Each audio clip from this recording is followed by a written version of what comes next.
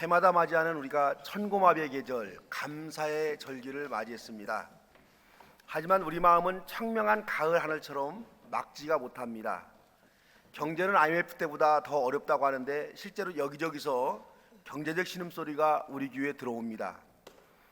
정치는 여당과 야당이 타협하기보다는 장관 하나를 놓고 소위 우주적 대립을 하고 있습니다. 검찰과 언론은 조국이라는 개인의 인격이나 그 가족의 인권에는 관심이 없습니다. 이들은 오직 이 싸움에서 이겨야 내년 총선에서 유리한 고지를 점령할 것이다, 이런 속셈을 가지고 한 가정을 볼모로 가열차게 싸우고 있습니다. 국민들도 두 편으로 나누어서 조국 수호와 조국 탄핵을 외치면서 충돌하고 있습니다. 야, 우리나라에서 법무부 장관이 이렇게 중요한 보직이었는가, 그런 의문이 들어요. 일본의 경제 침략, 북한과의 평화 조약, 개성공단 등에는 관심이 멀어진 지가 오래입니다. 이렇게 사유가 불안하니까는요, 국민들의 마음도 편할 리가 없습니다. 지난 주간에 있었던 우리 교단 총회에서도 기독교의 한계를 우리가 뚜렷이 보았습니다. 제가 직접 총회 현장에 있었지만은요, 이런 정도의 의식을 가진 목사장로들이 모이는 총회에 매해 올 필요가 있는가 하는 효적인 생각이 내내 들었습니다. 이제는 이제 웃으면서 말할 수가 있는데, 제가 20대 후반에 그때는 이제 총회가 열리면은 서울에 있는 영락교회에서만 열렸습니다. 큰 교회 그거 하나밖에 없었으니까요. 그래서 친구 몇 명들과 함께 여간방에 모여서 영락교회에 불을 질러야겠다, 그리고 이제 화염병을 만든 적이 있습니다. 총회가 썩어도 이렇게 썩었는가, 그런 생각해서 이게 한국 기독교 역사에 남을 일을 한번 하자, 이제 그래서 이 화염병을 만들었는데 누가 갖다 찔렀어요. 순간에. 그래서 이제 문제가 해결됐는데, 이 총회에 있으면서 야, 그때 불을 질렀어야 되는데 이제 목사가 돼가지고 질르지도 못하고, 참 그래서 가슴이 아팠습니다. 그런데 또 생각해 보면은 교회라고 하는 것은 개혁을 하는 곳이지 혁명을 하는 것은 아닙니다. 그래서 이 명성교회라고 하는 그 거대한 교회에 대해서 세습을 우리가 사실상 허용한 겁니다. 그건 인정하지만은 그래도 한 단계 좀 전진했고 또 위로를 받아보자고 한다면, 명성교회가 우리가 잘못했다, 그래서 재판부에서의 판결을 자기들이 수용하겠다, 그런 고백은 받아냈거든요. 그리고 또 하나, 이번에 명성교회가 시도했던 것이 뭐냐면 아예 헌법 자체를 폐지하려고, 그걸 고치거나 폐지하려고 그렇게 다 준비해왔는데, 이 총회에서는 헌법 조항만은 올해는 손도 못 댄다, 그래서 그대로 이제 우리가 헌법을 지킬 수 있었다. 이런 점에서는 우리가 조금 좀 위로를 받을 수 있고 그나마 조금은 좀 개혁적이었다, 이렇게 생각이 되긴 합니다만은, 그래도 이 신학교 다닐 때 부질렀어야 되는데 하는 생각은 여전히 이제 남아 있습니다. 이렇게 그 주변의 우울한 분위기와 환경 속에서도 여전히 시간은 흘러가고 계절은 바뀌어서 감사의 절기를 맞이했습니다. 어수선한 환경 속에서 여러분들은 어떤 마음으로 이 절기를 맞이하고 있습니까? 또 지금 우리는 어떤 마음으로 추수감사 예배를 드리고 있습니까? 감사할 이유와 조건이 충분히 있어서 감사 예배를 우리가 드리고 있는가, 아니면 늘상 맞이하는 감사의 계절에 의무적으로 감사 예배를 드리고 있습니까? 이것도 저것도 아니면 아무 생각 없이 교회에서 추수감사절 그러니까는 그냥 교회 따라서 감사 예배 드리고 있습니까? 근데 여러분 좀 생각해 보면은요, 이 감사라고 하는 것은 철이 든 어른들이 감사를 드립니다. 철부지 아이들은요, 감사하는 마음보다 불평하는 마음이 항상 앞섭니다. 얼마 전에 추석 때쯤에서 한겨레 신문에서 한 여성 작가가 쓴 재밌는 고백을요, 칼럼으로 읽고 한참을 웃었습니다. 술을 먹고 들어와서 힘들어하는 딸 등을 이 작가가 두드려주면서, 이 작가는 자신의 어머니가 한 말이 생각이 났다고 합니다. 자신의 어머니도 이 작가가 처녀 시절에 술 먹고 들어와서 집에서 몸부림하면 자기의 등을 두드려주면서 이렇게 말했다고 그래요. 너도 시집가서 꼭 너 같은 딸을 낳아라, 그래야 이애미의 마음을 알 것이다, 그랬다는 겁니다.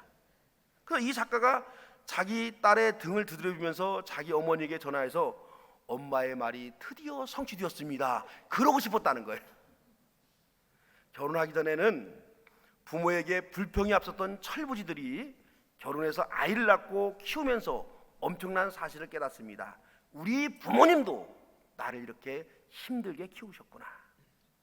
사람은 그때서야 어때요? 어른이 되는 겁니다. 어른이 되면 자신의 부모에게 감사의 마음이 앞서게 됩니다. 어른 된 사람, 성숙한 크리스찬은 감사의 이유와 조건을 헤아리면서 감사하지 않습니다. 일상의 삶을 감사함으로 살아가는 사람이 크리스찬입니다. 그래서 감사가 일상인 사람이 크리스찬입니다.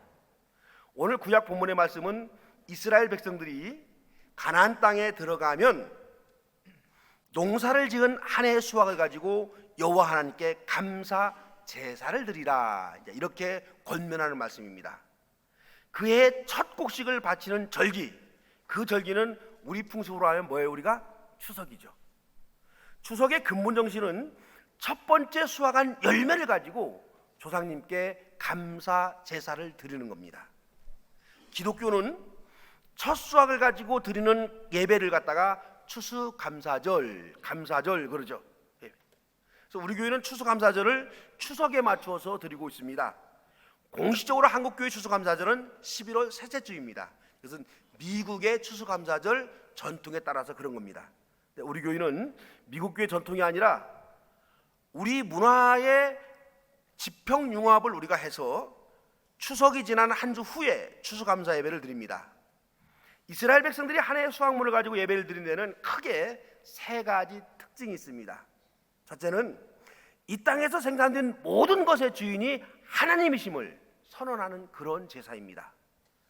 이스라엘 백성들은 하나님이 택하신 곳에서 제사를 드려야 했고 첫 열매를 가지고 제사를 드려야 했고 제사장이 꼭 예배를 드려야 됐습니다. 이것은 이스라엘 백성들이 추수 제사 드림은 한 해의 풍성한 감사의 이유와 조건을 주어서 감사 예배를 드린 것이 아니라는 겁니다. 땅, 바다, 하늘, 우주의 생명, 나까지도 창조주 하나님의 것임을 확인하는 그런 예식입니다. 우리들이 생산한 모든 것의 진정한 주인은 하나님이십니다. 이런 고백의 의미에서 이스라엘 백성들은 한 해 첫 수확물을 가지고 감사 제사를 드렸습니다. 두 번째는 이스라엘 백성들은요, 예물과 더불어서 반드시 신앙을 언어로 고백하는 시간을 갖습니다. 신앙 고백했다라는 말은 첫 열매를 드리는 감사의 제사 속에 설교가 있었다, 이런 말이죠. 우리 민족이 드리는 제사를 살펴보면요, 제사의 예식이 매우 엄숙하게 진행이 됩니다. 햇과 이를 정성스럽게 제사상을 차립니다. 술잔을 따르고 향을 피우고 경건하게 절을 합니다. 하지만 우리 선조들의 제사에는 뭐가 없냐 그러면 설교가 없는 거예요. 설교가. 신앙 고백이 없습니다. 이스라엘 백성들 제사에는 반드시 신앙 고백이 있었습니다. 이 신앙 고백의 내용이요, 오늘 우리가 읽은 구약의 본문입니다. 족장들의 이야기를 해놓고 출애굽 사건의 이야기를 해놓고 광야시대의 이야기를 해놓고 가나안 정책에 이르기까지 이스라엘 민족의 구체적인 역사 속에서 인도하고 돌보신 하나님의 은총을 언어로 그렇게 표현해봤고 그걸 글로 기록했습니다. 추수 때에 첫 곡식으로 제사를 드리면서 이러한 신앙 고백을 함께 드렸다는 점은요, 참 대단히 놀라운 점입니다. 단순히 한 해 추수한 열매에 대한 감사만을 나타내는 것이 아닙니다. 이스라엘 민족의 정체성을 확인하는 자리가 바로 추수감사 예배 자리였습니다. 이스라엘 민족은 하나님의 은총으로 자유를 얻었고 하나님의 은총으로 땅을 얻었고 하나님의 은총으로 자유와 삶을 누리고 있음을 기억하자, 그런 신앙이 바로 이 첫 곡식을 드리는 제사에 담겨 있었습니다. 농사를 짓기 위한 근원적인 조건들, 땅, 하늘, 공기, 산소, 물, 햇빛, 건강, 바람, 이러한 근원적인 요인들을 생각했습니다. 이것들을 주신 하나님께 감사하자는 것이 성경에 나타난 추수감사 예배였습니다. 마지막으로 백성들은요, 제사드린 모든 사람들이 함께 풍성한 음식을 나누면서 잔치를 벌였습니다. 하나님께 감사하고 감사 예배를 드리는 사람들이 하나님 민족이다, 하나님 공동체임을 확인하는 그런 복된 시간을 가진 겁니다. 근데 특별히 주목할 만한 점은요, 이 감사의 잔치를 누리라 그러면서 조건 하나 달습니다. 네이스 사람들과 이방인들을 초대해서 함께 음식을 나누고 누리라 그러는 거예요. 네이스 사람들을 지칭한 것은, 네이스 사람들은 제사 일을 담당하는 유대의 한 족속입니다. 그러다 보니까 이 사람들은요, 처음에 가나안 땅에 정착했을 때 땅을 분배받지 못했습니다. 농경시대에 농사지을 땅이 없으므로요, 추수할 곡식이 없습니다. 그래서 이 네이스 사람들은 추수한 열매를 하나님께 드릴 수가 없었습니다. 또 이 소수이지만은요, 외국 사람들이 이스라엘 땅에 살고 있었어요. 이들은 모두 종으로 팔려온 불쌍한 사람들입니다. 땅이 없기에 농사를 지을 수도 없고 추수할 수도 없는 가난한 사람들, 하나님은 이 사람들을 반드시 잔치에 참여시키라 그렇게 말씀하고 있습니다. 소유된 이웃들, 배고픔과 굶주림에 고통당한 이웃들을 생각하면서 추수감사절은 단순한 열매를 얻게 하신 하나님께 감사하는 것만이 아니라 이들과 함께 삶을 나누고 이들과 함께 가진 것들을 나누는 그런 귀중한 절기가 바로 이 유대인들이 첫 열매를 드리는 절기였습니다. 이렇게 오늘 본문의 신명기에 나타난 추수감사 절기를 살펴보면서 우리가 깨닫는 점이 있습니다. 성경에 기록된 믿음의 사람들은 해마다 추수하는 수확물과 열매, 즉 감사의 이유와 조건, 그것 가지고 감사를 드린 것이 아닙니다. 우리가 여기 상징적으로 이렇게 쭉 있는 이 농산물들, 이것들 때문에 하나님께 감사드린 것만은 아니라는 거예요. 우주의 근원, 생명의 근원, 삶의 본질을 가지고 하나님께 감사드렸습니다. 믿음의 사람들은 좋은 환경과 풍성한 감사의 이유가 있어서 감사하고 기뻐한 것이 아닙니다. 어떠한 환경과 조건에서도 감사할 수 있는 마음이 있었습니다. 주어진 일상에서 기뻐할 수 있는 삶의 자세를 가지고 그렇게 감사하며 살았습니다.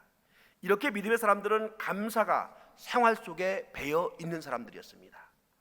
보통의 사람들은 풍성한 소출, 인간적인 성공, 사업의 번영, 건강한 몸, 자녀의 성장, 이런 추상의 조건들을 감사의 이유와 조건으로 그렇게 생각을 합니다.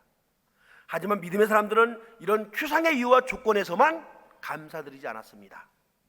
풍년과 흉년과 관계없이, 성공과 실패와 관계없이, 건강과 병약함에 관계없이 어떠한 상황에서도 하나님께 감사하는 사람들이었습니다.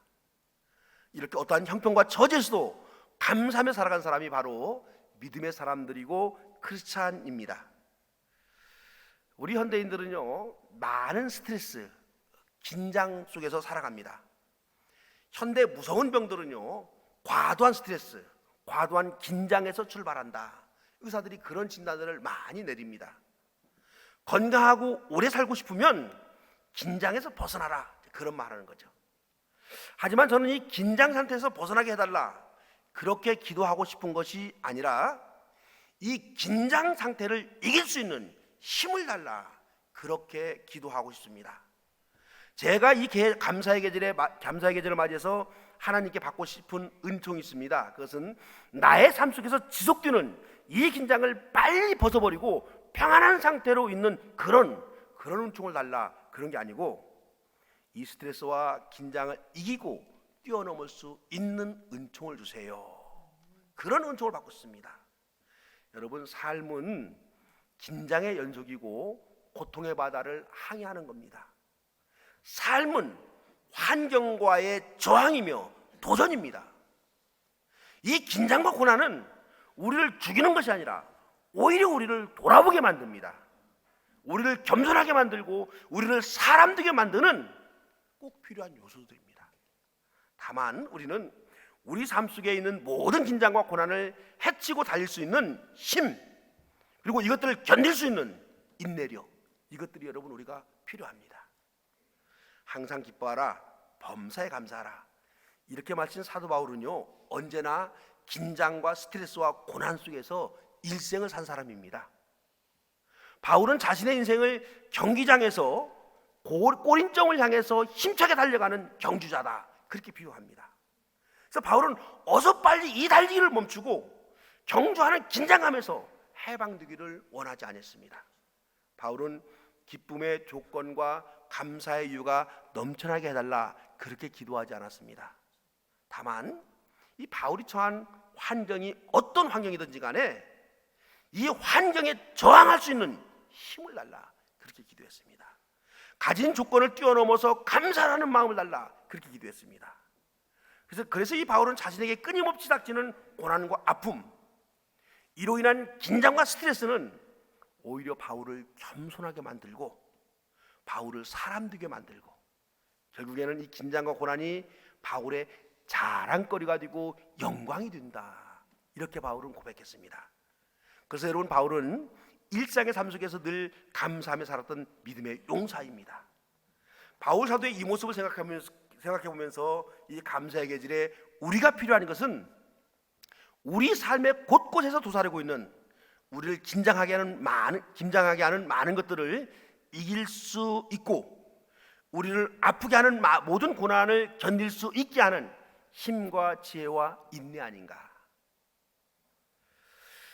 유대인들에게 배울 점은 좀 있는데요, 이들이 고해와 같은 인생을 지혜롭게 살아가려면 그 인생을 갖다가 융통성 있게, 유연성 있게 그렇게 인생을 바라보라, 이들은 이제 이렇게 말합니다. 꽉 짜인 도식과 공식과 기준을 정해서 이것은 아프고 저것은 즐겁고 그렇게 여러분 판단하게 되면은요, 이때는 감사하고 저때는 불평하게 되고 그렇게 됩니다. 그렇다면 우리는 언제나 긴장감과 스트레스를 이길 수 없게 되고 더욱더 긴장과 스트레스가 쌓이게 됩니다. 왜냐하면요, 아무리 우리에게 감사의 조건, 축복의 조건이 주어졌다 하더라도 항상 감사의 조건보다 더 큰 것은 우리의 욕심이기 때문입니다. 우리의 욕심과 욕망을 충분히 채울 그 어떤 조건이 여러분 존재하지 않습니다. 제가 좋아하는 시인 중에 한 분이 천상병이라는 시인인데요, 여러분이 기억하시죠? 제가 여러 번 소개한 적이 있는데 나 하늘로 돌아가리라, 이렇게 시작되는 귀천이라는 시를 쓴 시인입니다. 이분이 작가시가 얼마 전에 이제 그 행복이라는 시 한 편을 썼는데요, 여러분에게 한번 소개해드리도록 합니다. 화면 한번 좀 띄워주시겠어요? 여러분 화면을 보시고 제가 한번 읽어드리겠습니다. 나는 세계에서 제일 행복한 사나이다.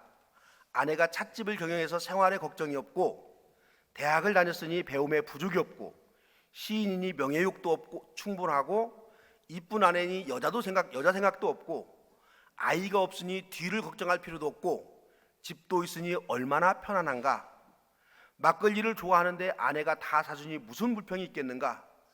더구나 하나님을 굳게 믿으니 이 우주에서 가장 강력한 분이 나의 백이시니 무슨 불행이 온단 말인가. 그런데 여러분요, 이분의 인생이 그렇게 행복한 인생이 아니었습니다. 이분이 1967년에 소위 동백님 사건이라는 게 있었어요. 동베를린에 거주하는 우리 교민들 몇 명이 간첩이었다라고 하는 동백님 간첩다 사건, 이 사건에 이 양반이 연루되어서 간첩으로 누명을 쓰게 됩니다. 그 6개월간요 이게 보안사에 끌려가서 심한 고문과 옥고로 몸과 마음이 깊이 상했습니다. 이로 인해서 이 사람의 삶은요, 가난과 방탕, 주벽으로 일관한 그런 삶을 살았어요. 이 시인이 행렬병자로 오인되어 가지고 서울 시립정신병원에 수용되었습니다.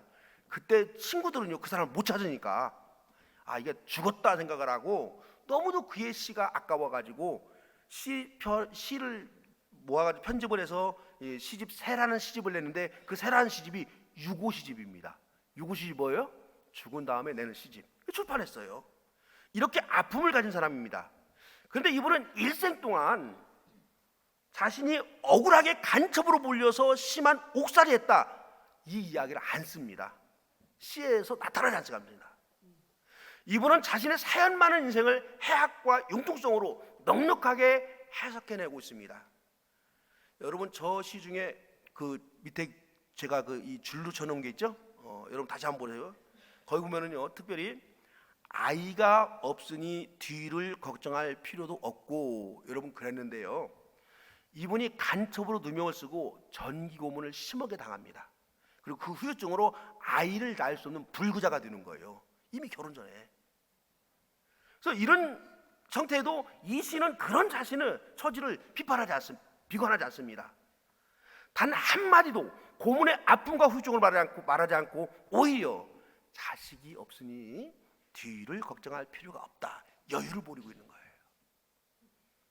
이 시인이 간 경변증으로 죽음을 앞둔 시기에 고통과 상처를 느낀 지난 세월들을 담담히 돌아보면서 자신의 사연 많은 인생을 유연성을 가지고 받아들이면서 자신의 인생은 행복하다, 저런 시를 갖다가 써냈습니다.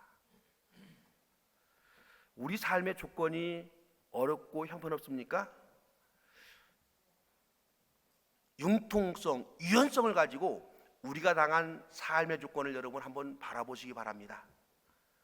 우리가 융통성을 가지고 긴장하고 아픔 있는 인생을 바라본다고 한다면 우리는 이 아픔과 긴장 속에서 웃을 수 있는 여유가 생깁니다. 제가 이 지난 주간에 참 충격받은 사진 한 장을 여러분에게 보여드리겠습니다. 한번 사진 한번 볼까요? 어떤 중늙은입니까? 누군가 보여요? 알겠어요?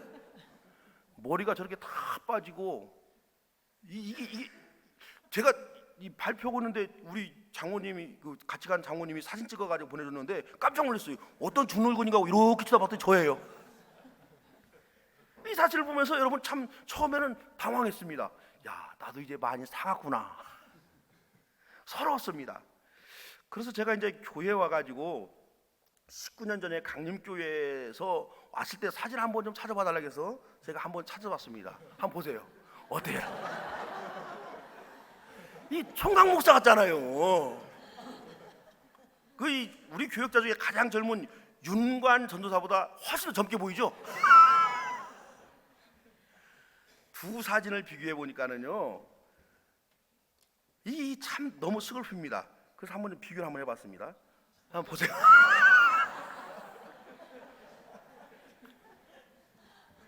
요즘 청년들이 이럴 때 세월을 정면으로 맞았다, 뭐 그렇게 말한다네요. 이 강림교회가 제 청춘을 빼앗아갔습니다.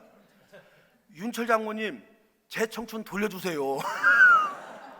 20년 전에 저랬던 청년이 이게 뭡니까? 20년 만에 이게. 윤 장모님은 20년 전에 지금 똑같은데 전 저렇게 달라졌어요. 이렇게 이 속상할 때 이현우 장모님이 강영희 장모님에게 평소에 하신 말씀이 생각이 났습니다. 머리가 없는 것은 하나님이 예쁘다고 머리를 쓰다듬어주고 하나님이 잘하고 있다고 머리를 만져줘서 머리가 없다는 겁니다. 그래서 대머리라는 거죠. 그래서 그 장모님의 그 얘기가 생각나서 나도 하나님이 19년 동안 강림교회에서 목기 잘하고 있다고 하나님이 머리를 쓰다듬어줘서 머리가 저리 빠졌구나, 그리 생각하니까는 평안해요. 그리고 사도 바울의 갈라디아서에 쓴 말씀 생각합니다. 사도 바울이 그랬거든요. 그렇게 고난당하고 아픔을 당하면서 그러면서 이 갈라디아 교인들에게 나에게는 예수의 흔적이 있노라, 예수의 흔적이 있노라. 그래서 이제 저도 나에게는 하나님이 머리를 쓰다듬어 준 흔적이 있노라, 그리 말할 수가 있을 것 같습니다. 우리가 생각하고 있는 이상과 내가 처한 현실의 간격이 크고 높다고 하더라도 우리에게 융통성과 유연성이 있다고 한다면 이상과 현실 그 사이에 그 큰 간격을 우리가 웃음으로 메꿀 수가 있습니다. 이 놀라운 진리를 터득한 바울은 가난에 처할 때도 행복하고 기뻐할 수가 있었고 부유해져 있을 때도 행복하고 감사할 수가 있었다라고 그렇게 고백합니다. 그 어떤 삶의 조건이 있어서 바울을 감사하도록 만든 것이 아닙니다. 그 어떤 환경 속에서 저항할 수 있는 능력이 있고 고난을 참고 견딜 수 있는 인내력이 있고 자신이 당한 고통스러운 사건을 융통성을 가지고 처리할 수 있었기 때문에 사도 바울은 항상 감사할 수가 있었습니다. 그래서 바울이야말로 삶이 곧 감사였고 감사가 일상이 되었던 가장 행복한 사람으로 인생을 살았습니다. 지나온 인생이 여러분들에게는 고난이었습니까? 아픔이 있었고 그 아픔이 여러분에게 스트레스를 주고 그 긴장이 지금까지 계속되고 있습니까? 그 어떤 도식을 가지고 여러분 그 사건을 보지 말고 융통성과 유연성을 발휘해서 지나간 아픔과 고난을 한번 여러분 바라보시기 바랍니다. 그 아픔과 긴장이요 대단히 줄어들 것입니다. 오히려 그 긴장과 고통이 여러분들을 돌아보게 만들었고, 여러분들을 겸손하게 만들었고, 여러분들을 인간답게 만드는 요인이 되었을 수도 있습니다.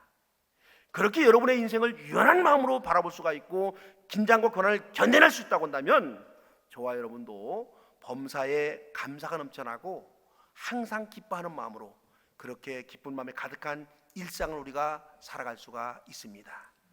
여러분, 감사의 계절입니다. 감사가 일상이 되는 그런 멋진 인생을 살아가는 저와 여러분 되기를 주의 이름으로 축원합니다. 사랑해 주님, 우리의 삶이 때로는 우리를 슬프게 하기도 합니다. 하지만 우리가 좀 더 큰 마음으로, 좀 더 넓은 마음으로, 좀 더 여유롭고 융통성 있는 마음으로 우리 인생을 바라보면서 내가 살아있게 행복하다, 내가 살아있게 감사하다, 내가 살아있게 기뻐할 수 있다, 그런 고백하면서 하루하루를 살아가는 믿음의 용사들 되게 하시옵소서. 예수님의 이름으로 기도합니다.